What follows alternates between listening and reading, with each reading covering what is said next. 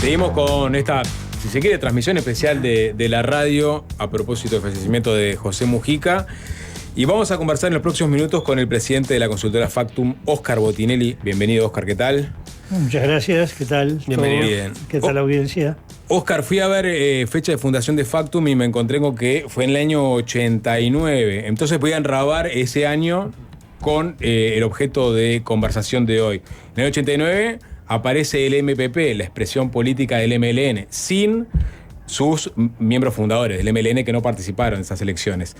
¿Tú en qué momento empezaste a vislumbrar que se estaba cimentando lo que podía llegar a ser un movimiento o un sector político de relevancia como se convirtió hoy el MPP? Bueno, primera cosa, ¿tú te fijaste la fecha de fundación de Factum? Creo que es el 17. 16 de abril. 16 de abril. Fue el día del referéndum de la ley de caducidad.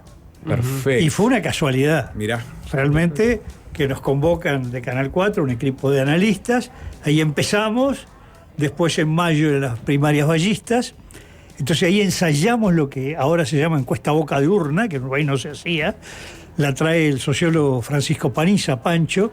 Pero si miran en Inglaterra hay una cosa, él vivía en Inglaterra, que se llama exit poll. Vamos a probarlo. Y ahí vino el invento. Y de ahí pasamos a empezar a hacer encuestas de opinión pública. Empezamos con estudios electorales, análisis político, encuesta boca de urna y después opinión pública. Ese fue el proceso. Bueno, el tema es el siguiente, a ver. El MLN, el Movimiento de Liberación Nacional Tupamaros, tuvo una actitud dual con el Frente Amplio cuando su fundación.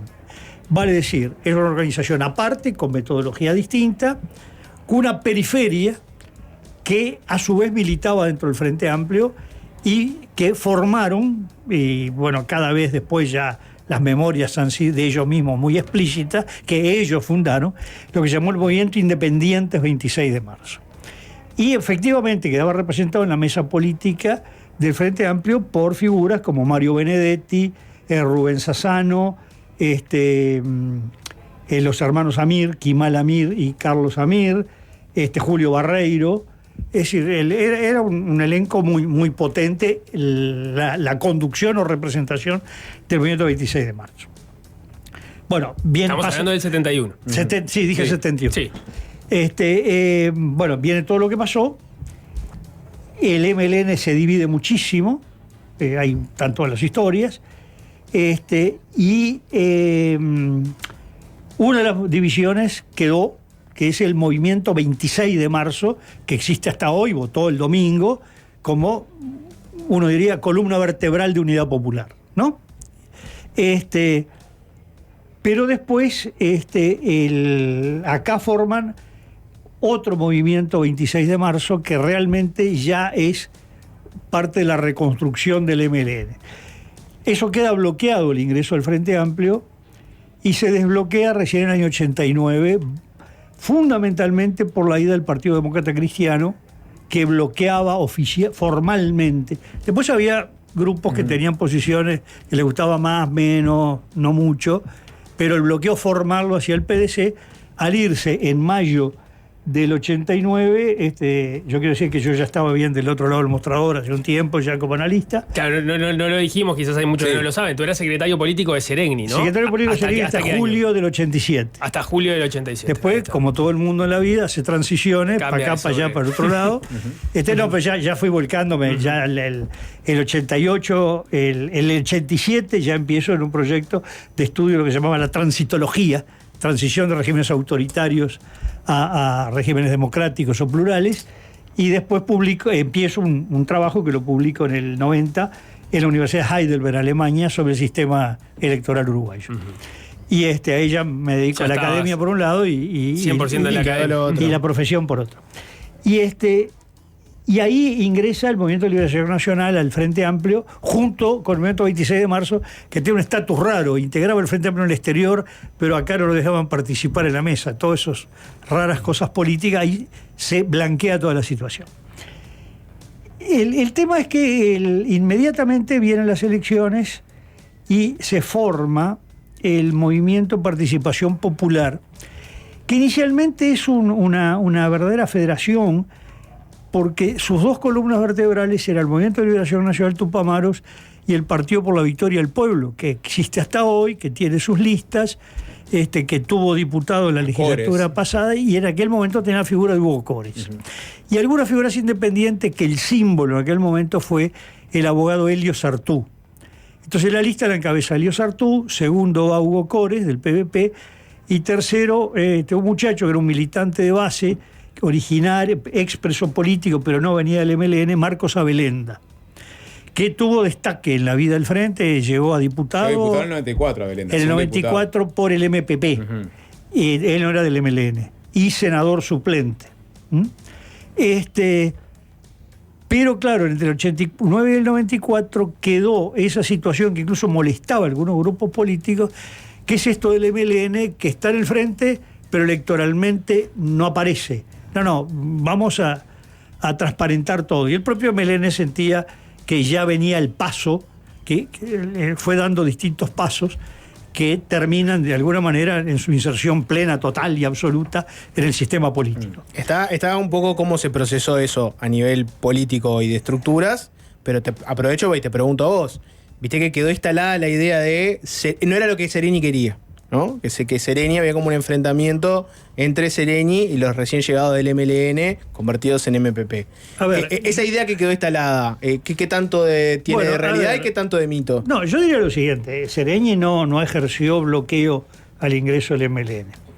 Lo que sí es verdad, y ahí sí me tocó estar del primer lado del mostrador, que cuando salen los del MLN empiezan a buscar contactos.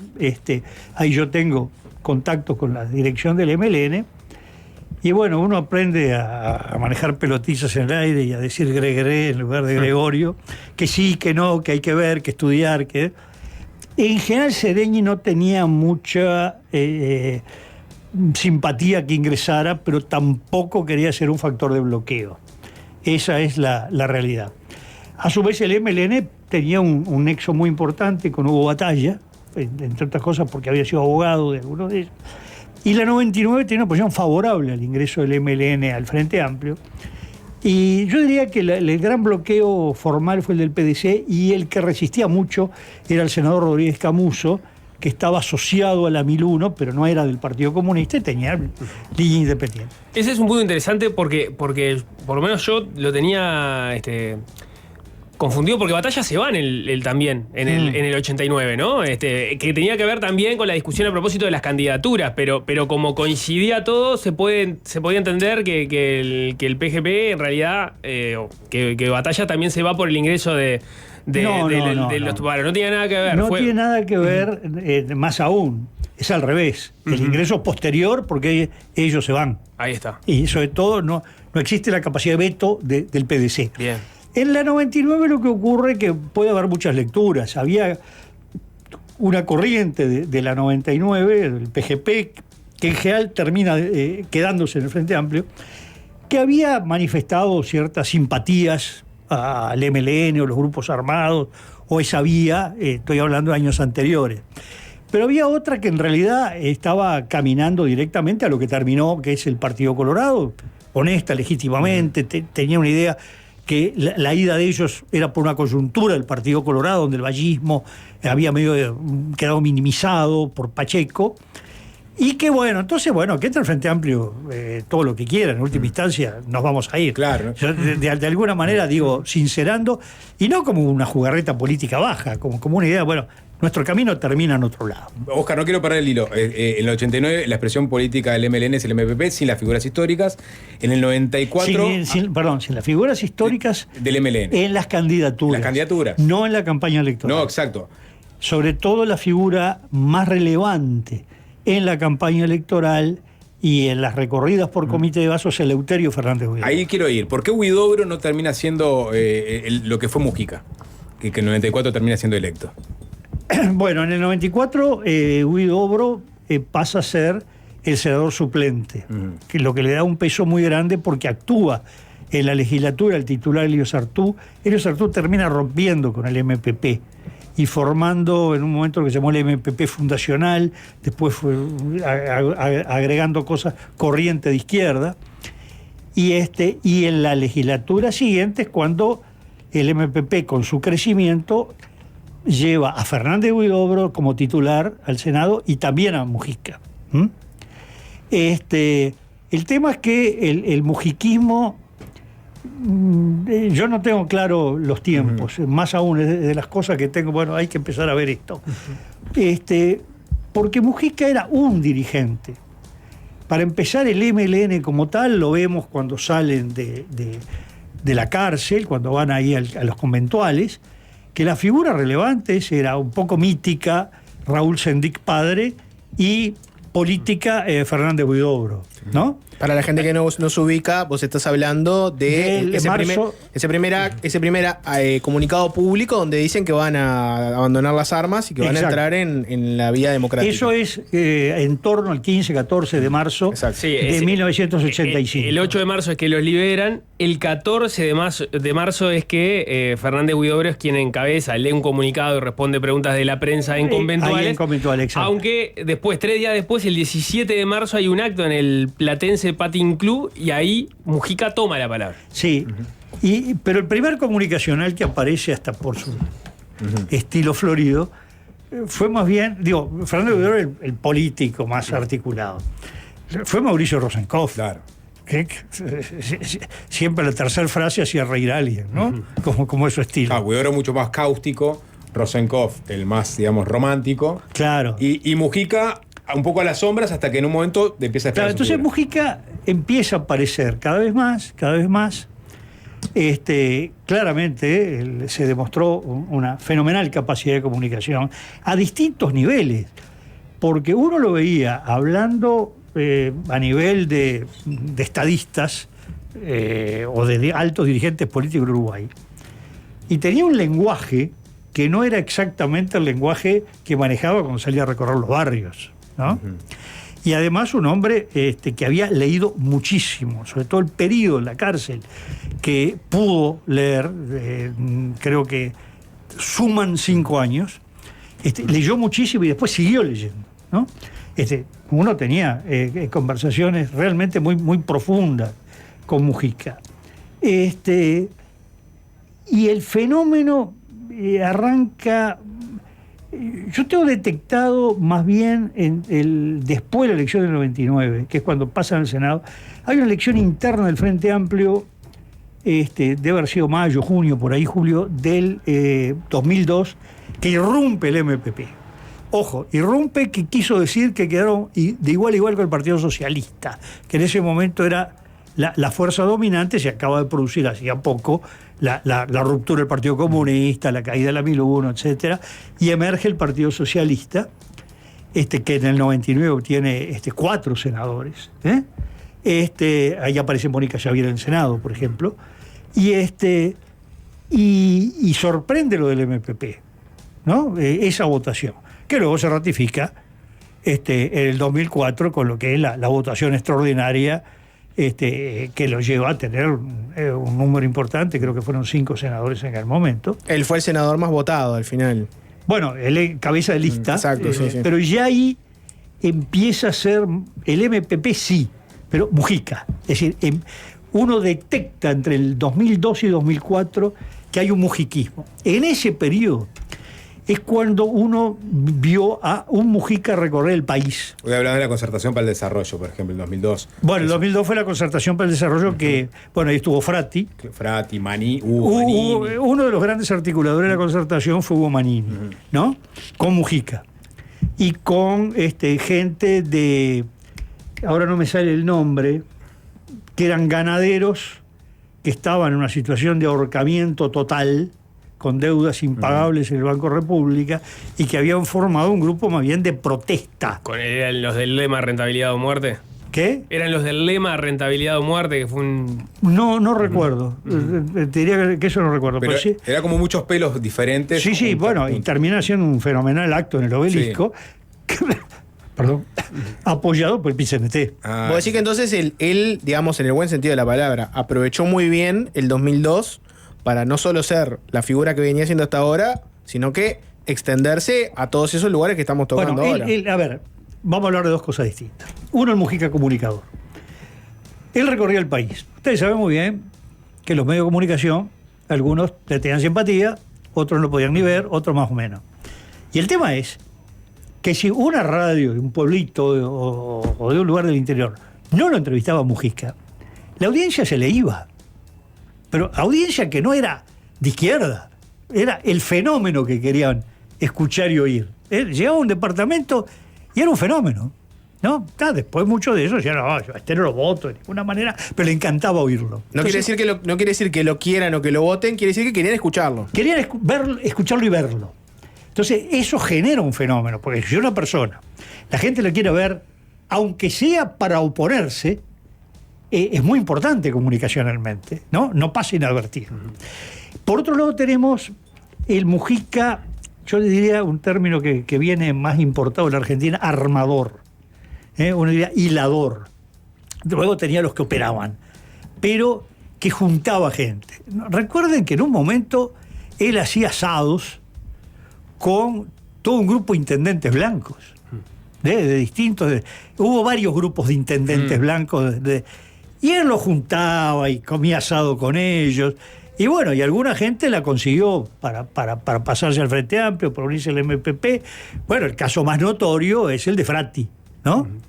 Que fue creo que vicepresidente de la Federación Rural, blanco, wilsonista, y que bueno, luego aparece, lleva ya 3 legislaturas, como el diputado por Cerro Largo del Frente Amplio, bueno, ahora ministro de Ganadería, Agricultura y Pesca.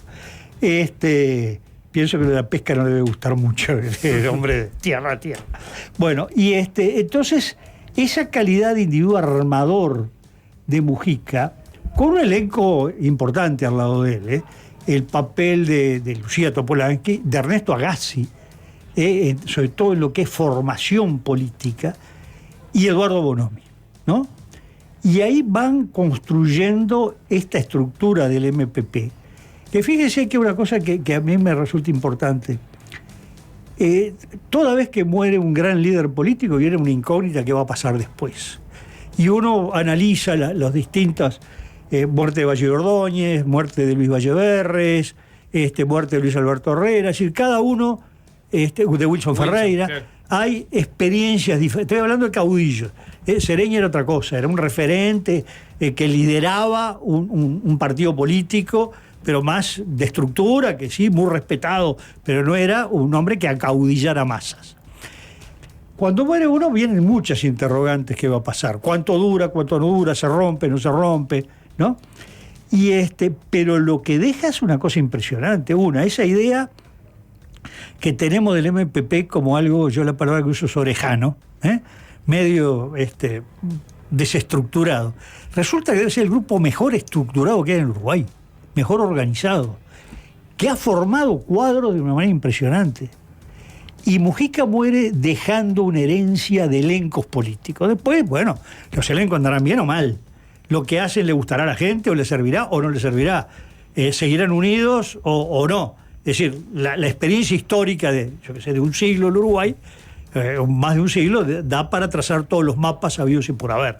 Pero sí, lo que es significativo es que él muere dejando todo armado. Y en el momento más exitoso del MPP, además. El momento que... A ver, yo no sé si hablar del MPP. Mujica construye, yo lo decía por ahí, es una especie de esas muñecas rusas de las matrioscas. Está el MLN, que es el corazón del MPP. El MPP, que es el núcleo del espacio 609, donde hay otra gente con grupos más chicos que no son del MPP. La 609, a su vez, hace otro acuerdo donde aparecen figuras independientes como Blanca Rodríguez, pero después un acuerdito un poco más donde hay listas separadas, pero con las mismas personas dentro de la lista central, como Cristina Lustenberg, como la vertiente artiguista, y todo eso se complementa además con un sublema en que está, y que, para citar lo que va a tener bancas, Felipe Carballo de un lado y lo que llamemos el posastorismo con Vergara del otro, y sin obtener banca parlamentaria, pero sí una buena votación, el flamante presidente del Banco República, Álvaro García, ¿no? Entonces... Fernando Amado también. Y bueno, Fernando Amado estaba ahí también. Entonces, es una construcción que tenemos como, 5 o 6 niveles de agregados, según el nivel que elijamos, Bueno, tienen de los 48 diputados del Frente casi 30, o un poco más de 30, o casi 40, o pasan los 40, ¿no? Es una cosa, y eso es una muy buena calidad de armado político. El tema, bueno, ¿cuánto se mantiene? Bueno, lo dirá el tiempo. Yo creo que además dejó dos figuras como herencia. Yamandu Orsi en la presidencia de la República y Alejandro Pachá Sánchez como número 2 de la presidencia. Vamos después de la tanda a meternos capaz que en esa figura, si te parece, ¿Cómo no? Un poco más Mujica. Y te agrego un dato más. Muere Mujica después de que Mario Vergara sea electo intendente. Es la primera vez que, o sea, ¿cuál era lo último que le quedaba políticamente al MPP? ¿no? Una intendencia competitiva. Porque Erlich había sido, digamos, candidato único. Sí. ¿no? O sea, habían tenido el Ejecutivo, mayorías internas en el Parlamento. No lograron con Luciano Polanski en su momento. Y ahora, apoyando a Vergara, lograron sí. No, y no lograron tampoco con Álvaro Villar. Tampoco con Álvaro Villar. Tampoco, por eso. No, da para hablarlo después, pero el MPP sin Mujica venía con malos resultados electorales, tanto en elecciones internas del Frente como en, por ejemplo, departamentales. Y estas dos experiencias de Intendencia Montevideo que pierde con Lucía y con Álvaro Villar ahí asociado a Vergara, y ahora, bueno, logra con toda esa estructura que armó imponer un candidato que era arrasador. Fíjense que tiene más de las 2/3 partes de los votos que recogió el Frente Amplio la candidatura de Vergara, ¿no? Arrasador, seguramente por la bendición del MPP, porque individualmente a Vergara no le había ido bien electoralmente. No, digo, el armado fue arrasador. Sí, ahí está. El armado fue arrasador. Claro. Vergara es el candidato, todo es, digamos, sublema al Senado, el símbolo, bueno, donde en la lista de suplentes ya hay figuras claramente vinculadas a todo ese gran armado que hizo el MPP, ¿no? Sí, ni que hablar. Óscar Batinelli, hacemos la tanda y venimos. Sí, cómo no. Fácil se impone. Fácil desviarse. Podés ganar, podés perder, podés empatar. Lo que no podés es dejar de alentar, porque sos hincha y la hinchada aurinegra no abandona. Vos ponés la pasión, Rexona la protección, Rexona no te abandona. En D3 Escuela de Música te acompañamos desde los primeros pasos hasta ser parte de una banda. Sumate a nuestra comunidad D3. Entrá a conocernos en Instagram como @D3Escuela y en nuestra web d3.edu.uy. Hola, soy Elena. Mi mamá es la que siempre graba las radios de Divino. Pero hoy no, porque es el Día de la Madre. Y como el mejor regalo para mamá es un buen descanso, esta vez lo voy a hacer yo. Aprovecha la promo Descanso en Divino. Todos nuestros colchones con 15% de descuento y hasta 30% de descuento en todos nuestros sofás con todos los medios de pago. Divino, líderes en descanso. Mati todavía usa reloj con agujas. Le da cuerda, aunque llegue tarde. Hasta que se subió al GWM Hora 03 100% eléctrico. Ahora lo guía en la pantalla con Apple CarPlay y Android Auto. Y esta llega 5 minutos antes. Cambiar de auto puede cambiarte un poquito a vos también. GWM. Hello Tomorrow. Hola Mati. Volvió la Fiesta Tech a Tienda Inglesa. Hasta el 18 de mayo aprovecha estas ofertas. Refrigerador LG Inverter clase A 285 litros, $599. Smart TV In-House Cooler 55 pulgadas 4K Ultra HD, $439. Notebook Lenovo IdeaPad 3 RZ5, $569. Llévatelos hasta en 18 cuotas en dólares sin recargo. Hasta el 18 de mayo, la Fiesta Tech es bien tienda.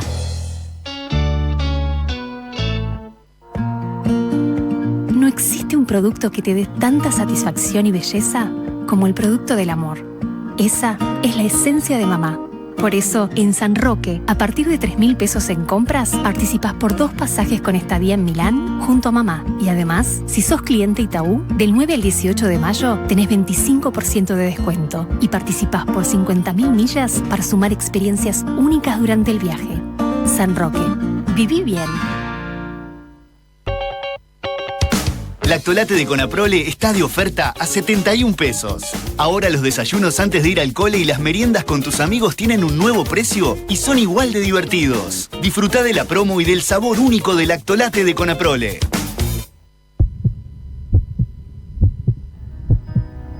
Directo al corazón es la historia de un hombre que cambió la cardiología para siempre. Un médico uruguayo que en 1960 implantó el primer marcapaso con éxito en el mundo.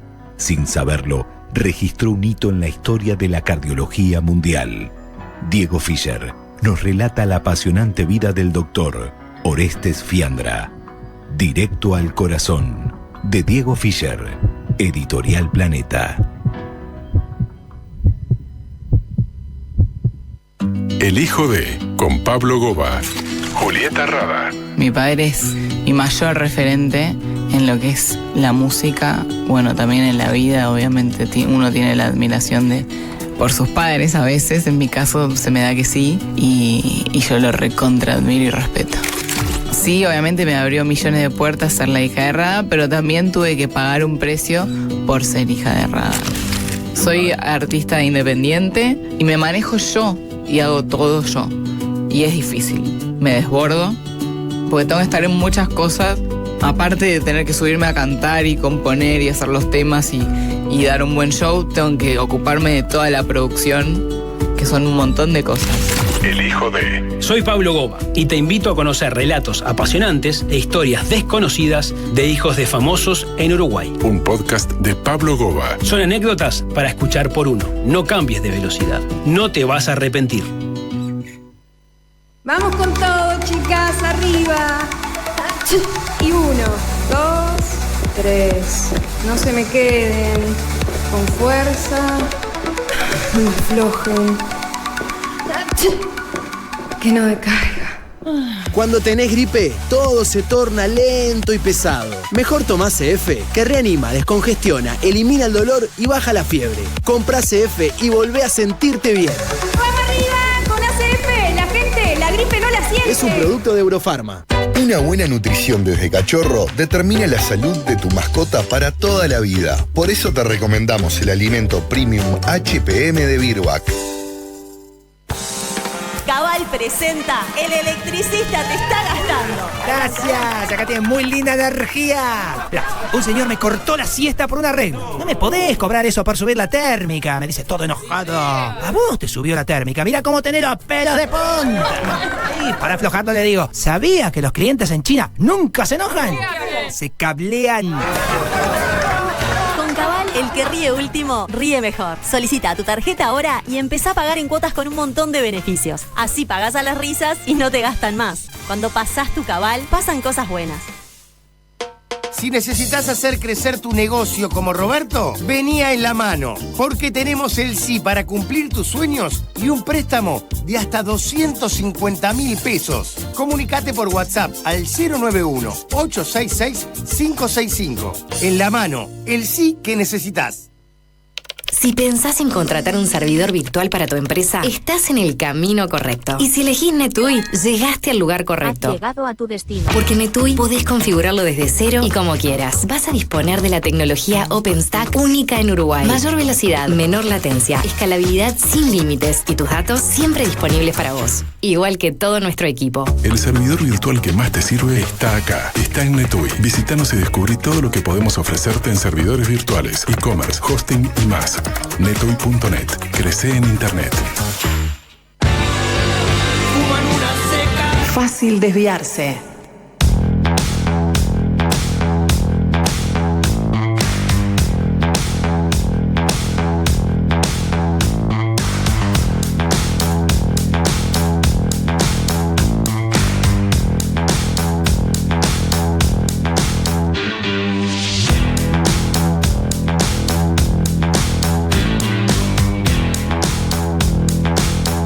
Seguimos conversando con el presidente de la consultora Factum, Oscar Botinelli, arrojando luz sobre algunas dimensiones de la vida política de José Mujica, de su sector, el MPP. No nos detuvimos en, lo hablamos al arranque, de la creación del espacio 609 en su momento, ¿no? Que es ese mecanismo que encontraron para abrir las porteras y que ingresaran personas con otros perfiles que no son frente amplista, como hizo el Encuentro Progresista en su momento con Rodolfo Nin Novoa. ¿Esa jugada tú cómo la evaluaste en su momento? Bueno, eso surge... yo creo que eso ya venía más bien en la cabeza de Mujica. Mujica es... No nos olvidemos lo siguiente. Él nace políticamente en el herrerismo. Y dentro de lo que podemos llamar la corriente del herrerismo, nacionalismo popular. Él era uno de los jóvenes que rodeaban a Enrique Erro, que fue ministro de Industria y Trabajo en el primer gobierno blanco, en aquel momento el Ministerio de Industria y Trabajo. Y Mujica estaba en la secretaría del ministerio. Estoy hablando del año 59. Tenía 20 y pocos años. Y él sigue el recorrido de Erro. Erro se va del Partido Nacional, se une con los socialistas, con intelectuales como Metol Ferré, Helio Sartú, y forman lo que se llamó Unión Popular, que electoralmente fue bastante negativa, más allá de que Erro mantuvo la banca. Y bueno, un poco el fracaso de la Unión Popular es uno de los tantos elementos que puede explicar a mucha gente el que hayan descreído del camino electoral, ¿no? Más todo el contexto latinoamericano, Revolución Cubana, chimpo fuera, vamos a no entrar a simplificar todo lo que ocurrió, pero estoy hablando de esto anecdóticamente. Él bebió de ese herrerismo. Y si bien Mujica admiraba a Valle Ordóñez, él tiene una estructura de pensamiento blanca, muy blanca, y de ese tipo de blanquismo herrerista. Y entonces este tipo de juegos es muy de aprendizaje temprano en la vida política, ¿no? Y el espacio 609 terminó en realidad siendo lo mismo que iba a ser el MPP. Lo que pasa es que el MPP se fue compactando como un grupo y entonces crea el espacio para ir incorporando.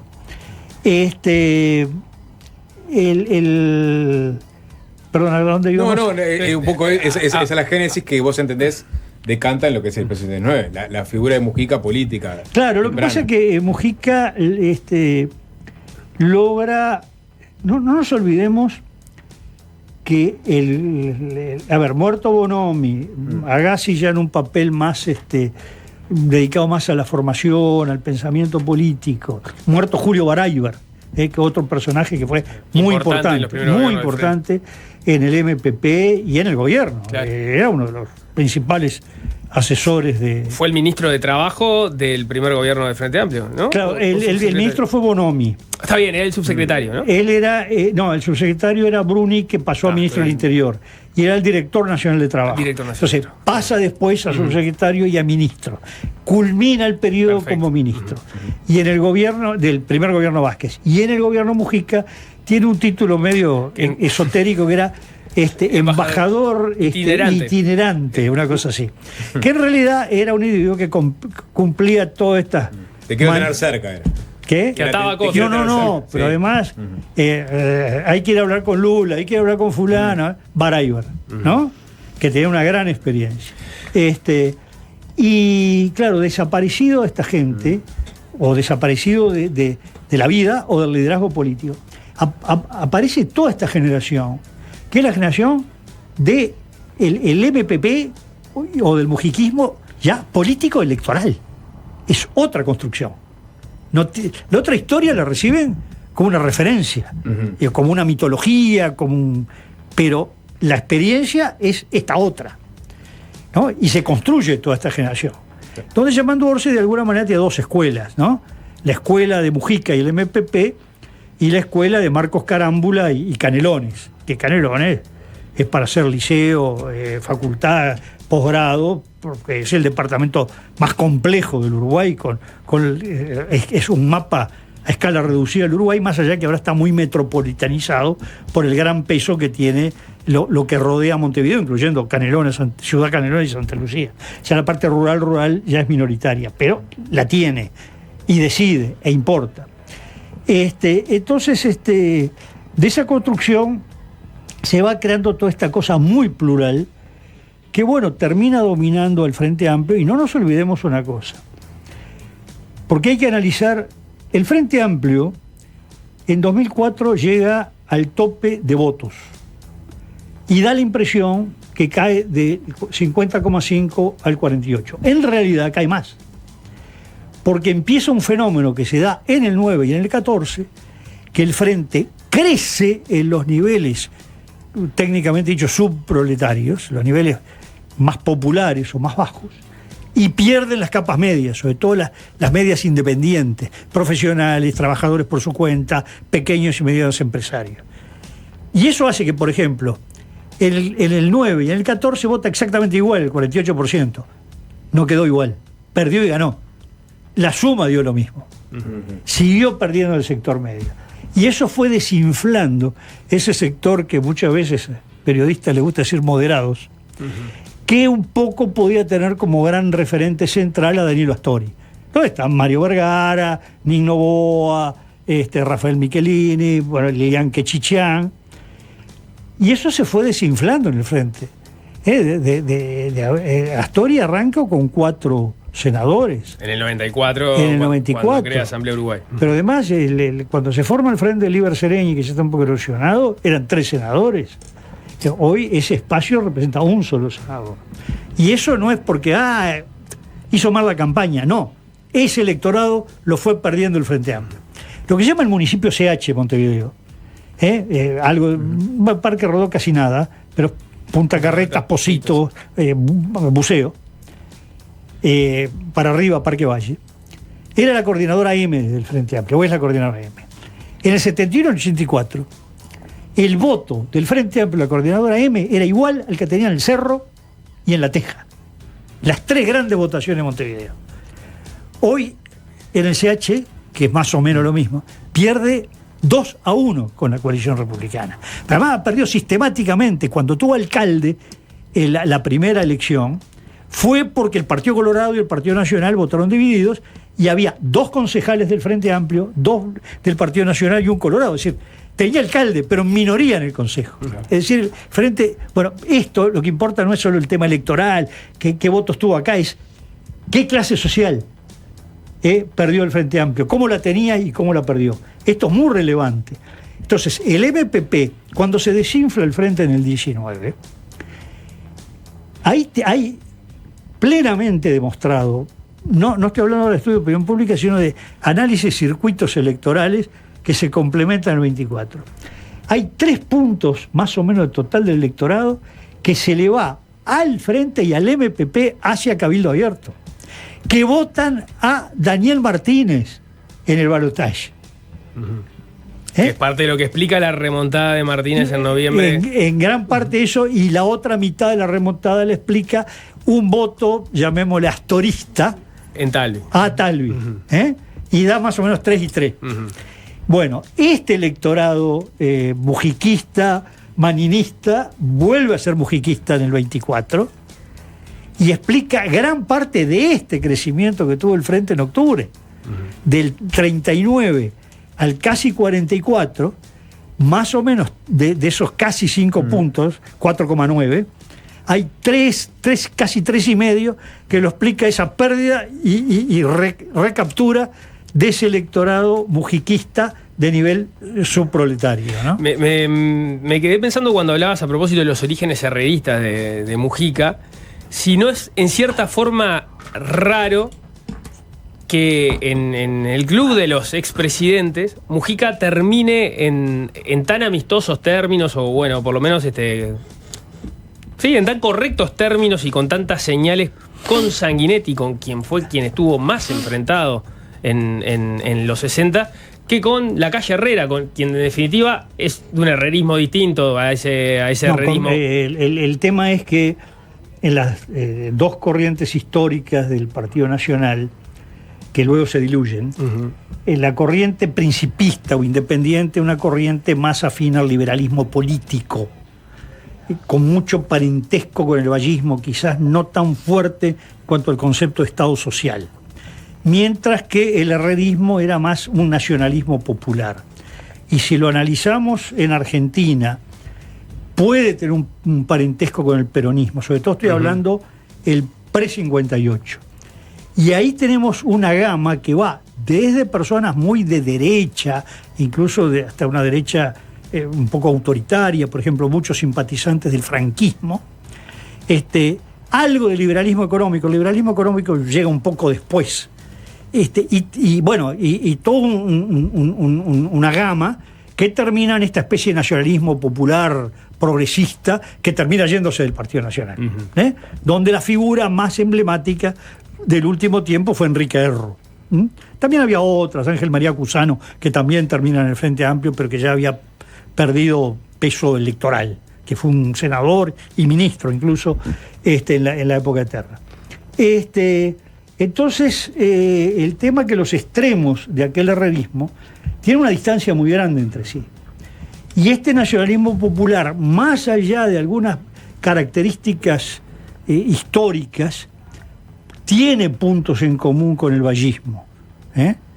Y mucho más, sobre todo cuando en el herrerismo, como pasa en parte del Partido Colorado, entra con mucha fuerza el pensamiento del liberalismo económico, o liberalismo reformulado, que simplificadamente, y lo dicen, se lo usa más como insulto que como clasificación, neoliberalismo, que tiene mucho de viejo liberalismo, más que de nuevo, pero que tiene un primer empuje con Reagan-Thatcher, pero en los 80, fines de los 70, 80, pero después tiene un revival muy importante de la segunda mitad de los 90 y comienzo de este siglo, cuando adhieren a estas corrientes los partidos socialistas y socialdemócratas de Europa Occidental. No en el desarme del Estado social, ahí es la diferencia con el liberalismo thatcheriano, pero sí en la destrucción, llamémoslo así, del Estado gestor, del Estado empresario. Se privatiza la energía, se privatiza las comunicaciones, mucha de la industria. Entonces, bueno, estamos que el liberalismo hoy entra con mucha fuerza, el liberalismo económico, y eso aleja mucho de ese otro concepto. Entonces, claro, eso hace que Mujica pueda quedar en un diálogo más cercano a Sanguinetti que a la calle Herrera. Y yo diría, y en cierto modo puede estar más cercano de la calle Pou que de la calle Herrera, porque más allá de algunos eslogan publicitarios, el gobierno de la calle Herrera, de la calle Pou, estuvo bastante lejos del liberalismo económico de la calle Herrera, al punto que basta leer algunos artículos muy fuertes y muy importantes, teóricos además, de Ignacio de Posadas, en que marca como una de las carencias que tuvo la coalición y particularmente el Partido Nacional, el haber abandonado el discurso base que era el de ese liberalismo. El que faltó el liberalismo, decía. Oscar, antes de que nos quedemos sin tiempo, en un minuto, si yo te preguntara qué es lo que va a quedar de Mujica, porque viste que ahora estamos todos haciendo como pasar en limpio su carrera, su presidencia, y hay distintas cosas, ¿no? Alguna gente se ha centrado en el viaje de guerrillero a presidente, ¿no? De las armas a la democracia. Alguna gente se ha quedado con la agenda de derechos, otra gente se queda específicamente con la marihuana. Hay gente que se queda con las contradicciones, hay gente que se queda con los fracasos o sus peleas, ¿viste? Políticas con determinado rival. Si vos tuvieras que pasar raya y decir, para mí lo más importante que deja José Mujica a nivel de historia política uruguaya es... ¿Cuál sería? Bueno, por un lado lo que hemos hablado, una estructura política, que el futuro dirá qué continuidad tiene. Para vos es la estructura, el MPP, su creación. Sí, el MPP, toda esta matriosca, 609, ¿no? MPP 609, aliados y el sublema. Por otro lado, sí, él dejó, que es el gran éxito de él en el mundo, que posicionó a Uruguay, vamos a hablar claro, porque Uruguay tuvo figuras que posicionaron a Uruguay muy por encima de lo que somos como tamaño y como ubicación geográfica, porque no es lo mismo tener este tamaño si es Luxemburgo, en el centro de Europa, que si estamos junto con los pingüinos, ¿no? Es totalmente distinto. Y bueno, el papel de prácticamente casi todos los últimos presidentes de la restauración democrática, que tuvieron papeles muy relevantes, Sanguinetti, Jorge Valle y Luis Alberto Lacalle Herrera. Pero Mujica lo sitúa en otro nivel, el nivel más popular, quizás no popular de niveles muy bajos, pero sí de jóvenes, de estudiantes, de universitarios, un hombre que generaba esperanza y generaba, por ejemplo, en una cosa que es muy importante en el hemisferio norte. Estoy hablando del mundo occidental e incluyo ahí a Japón, como todo el tema climático, todo el tema ambiental, todo el tema del consumismo. Y Mujica parecía como un hombre que predica el cuidado del ambiente y la austeridad. Esto que se habla de pobreza, que en realidad lo de él es más el concepto de una vida muy austera. Yo lo he dicho en algunos lados, sacándole todo el elemento religioso, una concepción franciscana, sobre todo del primer Francisco de Asís, el de la biografía de Tommaso di Celano, que es un poco la que describe más la definición de pobreza, de política de Francisco de Asís. Y yo creo que ese tema de austeridad. Algo que es importante, que él usa la palabra de estoicismo, que es el vencer el extremo al que llegó el sufrimiento físico y buscar la sobrevida mediante la liberación de la mente y del espíritu, ¿no? Yo creo que esas son dos lecciones que han quedado, ¿no? como un gran ejemplo. Y que él, más allá de críticas y de estas cosas, y de que 2x3 salió con una frase que provocaba alaridos por cualquier lado, un concepto de optimismo en la vida.